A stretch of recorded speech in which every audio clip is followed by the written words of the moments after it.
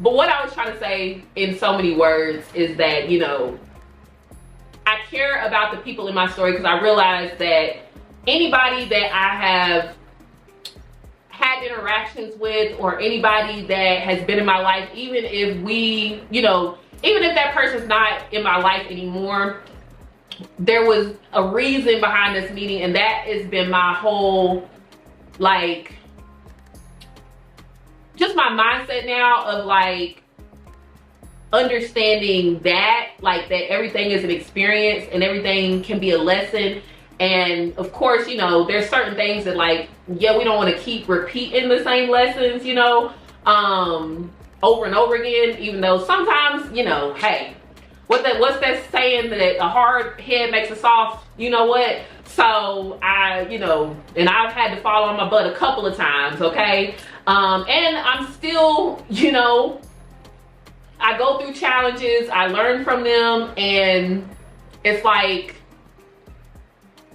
I'm better because of it, but I'm still, and that's the thing, I think your whole life you're gonna constantly still be growing and learning. Like, I think if you get to a point of where you feel like you've arrived, then that in itself can be kind of a, just not a setup for anything good, because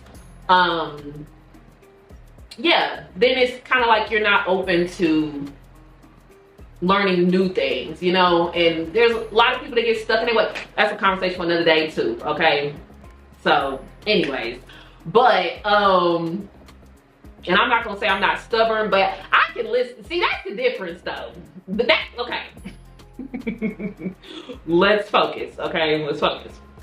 So yeah, basically, to sum up what I'm trying to say is, you know, some of these topics are sensitive topics that involve other people. The focus is not necessarily on what was done, but more of the lesson in it, and also understanding that even in all of this, I don't harbor any ill emotions or any, you know, like bitterness towards anybody, because again, those experiences shaped me and made me who I am today. And so while, you know, at the time, of course, it probably was painful. It probably was a lot of different emotions that I was going through. But now it's like, you know, God, I understand. And if I didn't deal with that, then,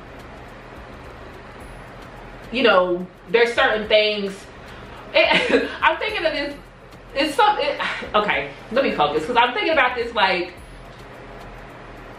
something. It was like a saying that's like, Lord, you know, okay, we good with the character development. Like, how many more things do I have to go through for character development, you know? But at the end of the day, it's like, okay, I was gonna do another disclaimer, but I lost my train of thought. I guess my mind is going 1,000 miles a minute, because yeah.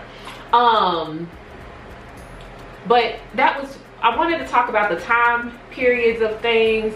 And I started talking about social media, and what was I trying to, well, I was basically talking about how, you know, I think having so much access to things can be a good and bad thing in this time period. I think the millennials, we had that balance, because since social media had just came out, when we were already used to, you know, playing the board games, just doing stuff like that doesn't include a phone, you know what I'm saying? I think because of that, I think that a lot of people now, how, you know, our parents would say things like, it's them dang phones, it's them dang phones, and hey, they didn't lie. So, you know, but the beauty of it as well is being able to share information that could be helpful to people. And I think that too, you know, if I would have had access to things like this when I was my younger self, I think that it would have helped me to feel more like, hey, you know, I'm not the only person dealing with this. Because I guess I can go into my testimony from that aspect, because, so to start off,